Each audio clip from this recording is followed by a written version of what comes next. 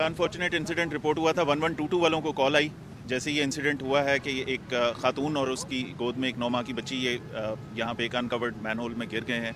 तो उसके ऊपर फौरी तौर पे 1122 वालों ने रिस्पॉन्ड किया और उसके बाद यहाँ पे लोग भी इकट्ठे हो गए। उस सारे वाक़े को देखा गया, हर एंगल से इसको चेक किया, इसके अंदर कोई मिस डूइंग ना हो। वो तमाम चीज़ें देखने के बाद मीनवाइल सर्च जारी थी इन तमाम एरियाज़ में जहाँ जहाँ ये ट्रेन जा रही थी। तो वहाँ पे खातून की डेड बॉडी मिल गई है हमें। बच्ची की डेड बॉडी की तलाश, अभी बच्ची की तलाश हम कर रहे हैं। और इसके अंदर ये जितना वो सारा रूट के कहाँ से किस सीवरेज के सिस्टम से ये निकल के वहाँ तक पहुँची, वो सारी चीज़ हम दोबारा देख रहे हैं उसको।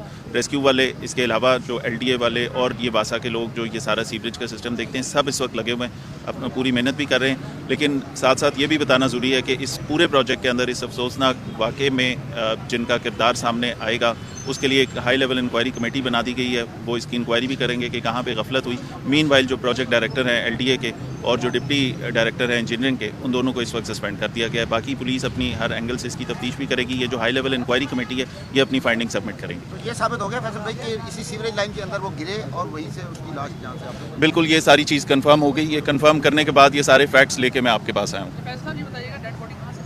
ये डेड बॉडी जहाँ से ये सीवरेज की लाइन जा रही है आगे, इसका जहाँ रूट बनना था, हम वो ये सारे एरिया को चेक किया जा रहा है। इसका फ्लो जहाँ जहाँ पे था उन तमाम जगहों पे वासा के लोग, रेस्क्यू 1122 के लोग वहाँ पे एफर्ट्स कर रहे थे। तो एक जगह से खातून की डेड बॉडी मिल गई है, बाकी भी अभी तलाश जारी है।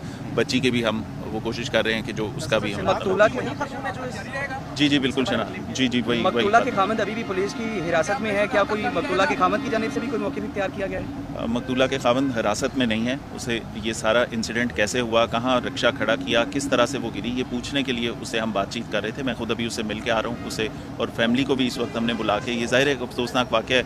10 साल बाद एक फैमिली यहाँ पे आती है वो लाहौर में, और वो विज़िट करते हैं, उनके साथ एक ये हादसा पेश आता है।